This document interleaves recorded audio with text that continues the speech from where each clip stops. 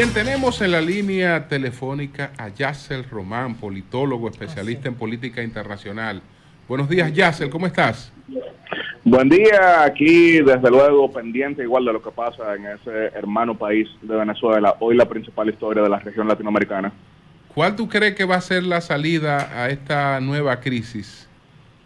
Bueno, primero vale la pena actualizar lo que ha pasado desde el día de ayer. Habíamos visto a lo largo de toda la noche del domingo, pero también a lo largo de todo el día lunes, la cantidad de gobiernos que se habían pronunciado.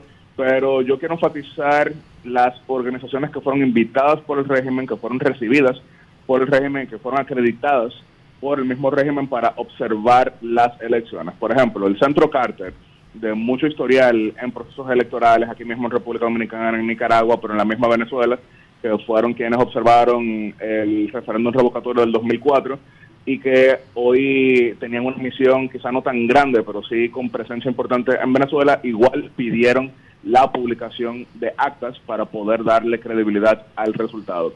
Lo mismo hemos visto de, por ejemplo, un comunicado quizá, vamos a decir, excesivamente diplomático, pero entendible, de los expresidentes Leonel Fernández y Ernesto Samper, que creo que nadie puede catalogarlos como esbirros de la oposición, pidiendo, de nuevo, en sus palabras, que se publiquen las actas, que ahora mismo a 37 horas de haber cerrado las urnas no hay ningún dato, solamente hubo las declaratorias de victoria de Nicolás Maduro. Quería enfatizar ello porque ya hemos visto entonces un mayor aislamiento de parte del régimen, hemos visto recientes pronunciamientos, incluso de quienes querían mantener cierto nivel de distancia, habíamos visto lo de Brasil, vimos España y demás. Entonces, usted hace una pregunta muy concreta, directa, clara y precisa. ¿Cuál pudiera ser una salida? Hay quienes tienen una opinión optimista en el sentido de que el régimen no busca realmente quedarse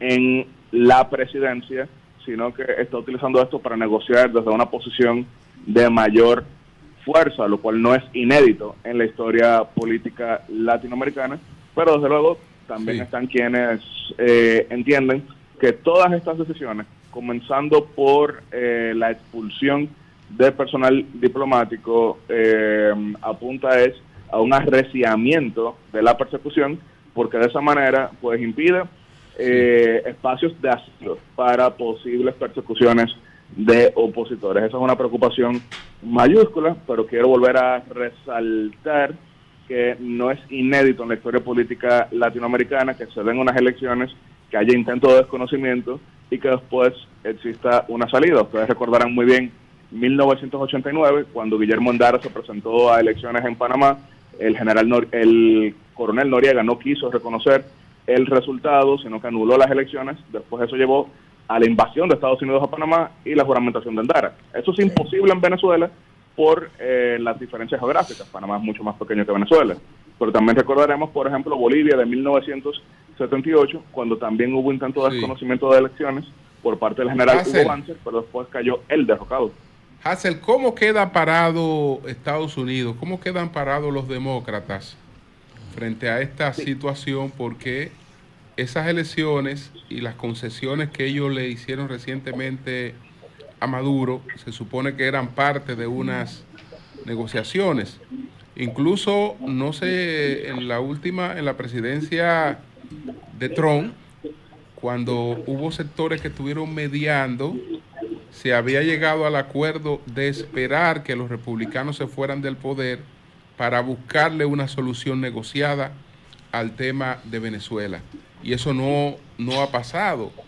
¿Cómo quedan frente a esta situación y si esto tiene impacto en las elecciones en Estados Unidos?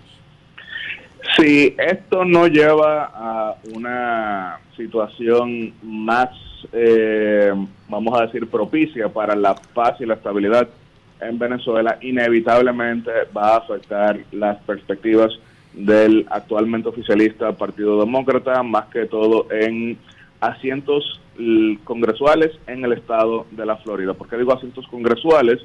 Porque a nivel de las encuestas presidenciales ya Donald Trump de hecho le lleva cierta ventaja a Kamala Harris, pero tenemos que recordar que las elecciones de noviembre también son una lucha por una mayoría legislativa. Se puede perfectamente perder un estado, pero lograr suficientes escaños para lograr entonces también una mayoría, de la forma que, por ejemplo, en el 2022, obviamente el Partido Republicano no logró una mayoría en Nueva York, pero logró suficientes asientos nuevos que le dieron una mayoría en toda la Cámara de Representantes. La declaración de la Embajada la Embajada de Estados Unidos en Caracas ha sido muy clara y muy coincidente con todo lo otro que han dicho demás países. El secretario de Estado Anthony Blinken, en su declaración a través de su vocero autorizado, también fue claro, aunque no de manera, vamos a decir, contundente, porque todavía se está esperando el desarrollo.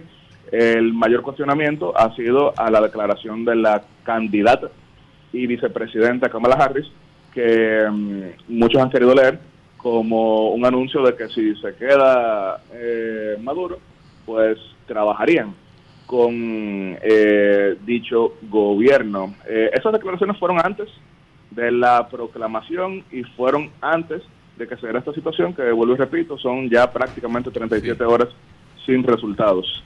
Manuel. Jackson, mira, sí. Hay un tema, yo pienso que una de las causas que han permitido que Maduro esté ahí todavía al día de hoy es que los instrumentos que ha utilizado Estados Unidos y los aliados de Occidente para bloquear a Maduro, hablo de las sanciones económicas, el experimento con Guaidó, un señor que enviaron allí, creo que lo envió Trump para desde adentro ver si accionaba, todo eso ha fracasado para tratar de limitar a este hombre. ¿Cuál tú entiendes a partir de estas experiencias que pudieran ser otros mecanismos que se utilicen para tratar de doblegar al señor Maduro a salir del poder? Mira, Manuel, como tú bien sabes, hacer lo mismo y esperar resultados diferentes es la definición más aceptada de locura, y eso lo entienden muchos actores en diversas partes del mundo, porque comunicados han llegado y no se había logrado una situación distinta. Sanciones habían llegado y no se había logrado una situación distinta. Estallidos sociales habían ocurrido y no se había logrado una situación distinta, y eso fue lo que llevó a pensar que sería más inteligente utilizar una mezcla de ambos, que sería contundencia, pero también negociación, por lo que llevó, desde luego, al levantamiento de algunas sanciones a cambio de elecciones libres, y por eso incluso buena parte de los analistas en Washington, en los memorándums de políticas públicas que estuvieron enviando en estos días, lo que recomendaban era que aún si Nicolás Maduro se mantenía, lo deseable sería pues dejar abierta una vía de comunicación internacional. El problema es que, repito, todo eso fue antes de una proclamación unilateral, sin datos, 37 horas después. Entonces todo eso ha tumbado todos los análisis que tú y yo podemos hacer, y en los cuales probablemente estaremos coincidiendo. Que yo creo que es importante que la audiencia sepa que desconocimiento de voluntad popular puede pasar de diversas formas. Puede haber dislocamiento de padrón para lograr una abstención inflada, eso lo conocemos en República Dominicana. Puede haber manipulación de lo que serían los algoritmos electrónicos en torno a la publicación de datos. También puede haber lo que es supresión mediante intimidación armada, y desde luego también hay lo que es retiro de información a los opositores, y lo que estamos viendo ahora, que es entonces proclamaciones unilaterales sin datos. Todos los demás son muy difíciles de comprobar, incluso precisamente por la dificultad que tienen, es que llevan en ocasiones a la consolidación de el fraude al margen de la voluntad popular. Pero en este caso no hay mucho que hablar, porque de nuevo, si yo le pregunto a todos ustedes, personas ampliamente informadas, ¿cuál fue el resultado estado por estado en Venezuela? Ninguno de ustedes saben, yo tampoco sé, porque no está publicado. Exacto. Entonces, cada minuto que pase, cada hora que pasa, cada día que pasa, se hace entonces esto insostenible, e incluso afecta a opiniones como la tuya, Manuel, que es en gran medida la mía también, de que se tiene que negociar, pero ¿cómo tú negocias con quien incumple absolutamente todo? Exacto.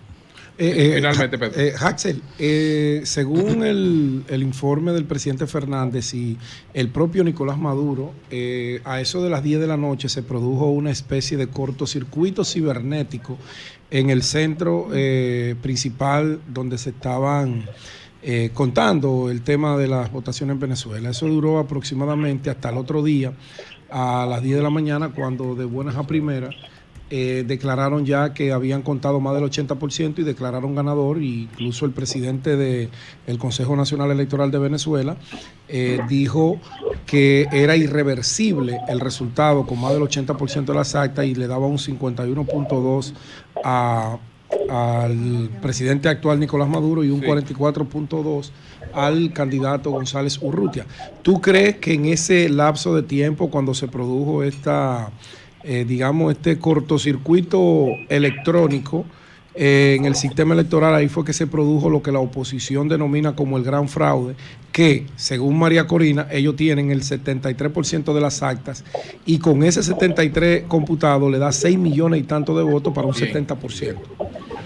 Lo primero que hay que tomar en cuenta es que cuando no hay transparencia, cuando no hay apertura, cuando no hay diálogo, todo es cuestionable y nada tiene credibilidad. Porque, de nuevo, ¿cuál fue en gran medida la crisis que tuvimos aquí en República Dominicana en 2020? Recordaremos que el día previo a las elecciones municipales, cuando estaba fallando el sistema automatizado, la Junta Central Electoral desplegó técnicos sin avisarle a los partidos políticos, pero para intentar reparar las máquinas. Entonces eso levantó sospechas inmediatamente de que había sido pues una manipulación. Yo no creo eso de ninguna manera en el caso dominicano, pero cuando no hubo información, cuando no hubo detalles, recordamos que incluso la acusación primero llegó de Fuerza del Pueblo, que eran quienes decían que se estaban manipulando, porque no hubo comunicación. Y claro, yo no quiero decir que esto es un problema de comunicación únicamente, pero probablemente sería muy distinto todo si, por ejemplo, hay un fallo electrónico y se convoca a todo el mundo y se permite pues lo que es la participación y la veeduría, porque ahora mismo, repito, lo que hay es una declaración unilateral y ya. Bueno, Hatzel, muchas gracias, Hatzel, muchas gracias. Hatzel Román, gracias. Bueno. Muchas gracias, muchas gracias. Es muy preparado. Excelente, excelente. Excelente, Hatzel. Sí, son las 8:47 minutos. ¿Tuviste Buenos días.